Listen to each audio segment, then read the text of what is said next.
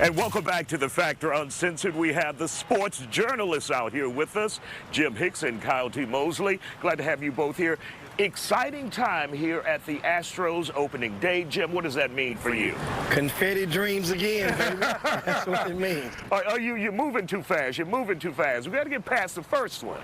Yeah, I mean, it's opening day, right after the World Series win. You know, we got two starters out. But at the same time, it's nothing but optimism around the entire city for that. And when many of us saw Jose Altuve get that hit in that game, it's like, what the hell is going on? Who allowed him to go? I mean, that's all part of the game, but he wasn't the only one that was injured. There was about 3 or 4 players from MLB that got injured playing in the World Baseball Championships. And Kyle, what are you looking forward most to in this season? Man, just to be able to see the excitement, the fans are excited about the possibility of the team repeating. You have Dusty Baker back. You have a core of great players that are coming back for the team. And Vegas has these guys listed as one of the favorites to be able to go into the World Series again as well. So altogether, I think there's a lot of optimism. I think there's a lot of positive thoughts, even though Altuve is not in the lineup. But I think going forward, the Houston Astros are primed and ready to repeat. And when you think about the fans, Jim, they come out year after year, no matter what the Astros are doing. But after winning the World Championship, that makes them that much more intense and fanatical. They are out here. I mean, other fans entice our fans to become what we have become over the last 4 or 5 years. And explain that for the viewer who may not know what you're talking about. After the so-called sign scandal, then you have Dodger fans. So we got to hear it from Big Blue Nation. They go and they win the World Series. Then after the end, you got Oakland A's, who their pitcher was the one who was a turncoat, who was a snitch on this whole thing. Then you get the Yankee fans. Snitch. I mean, yeah, they get stitches sometimes. Then you got the Yankees fans. Don't shake the MLB players.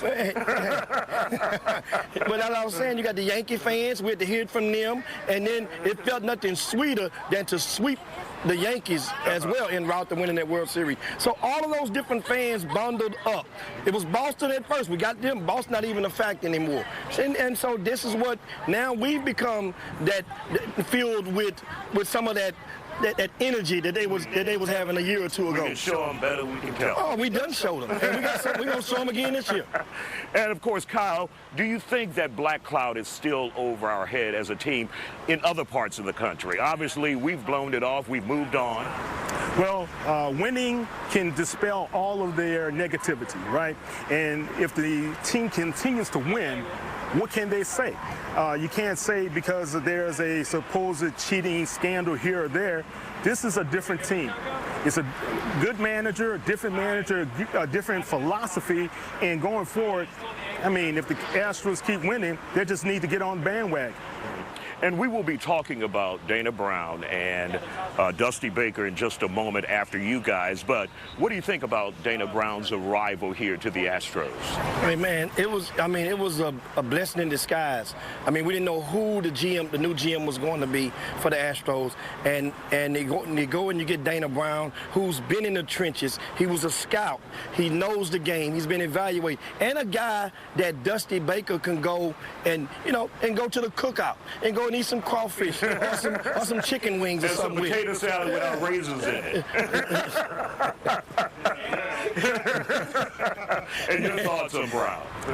Man, it was a great hire. And I think you have to applaud the Astros for being champions into doing so. You know, it hasn't been done here before, but to have a general manager and to have Baker here, it is great for anyone who wants to ascend to that level. You know, talking to the TSU baseball team and talking to a lot of these young players in the SWAC, they like to see people who represent them. And I think it's great to have that representation here with the world champions. And I want to get honesty from you guys.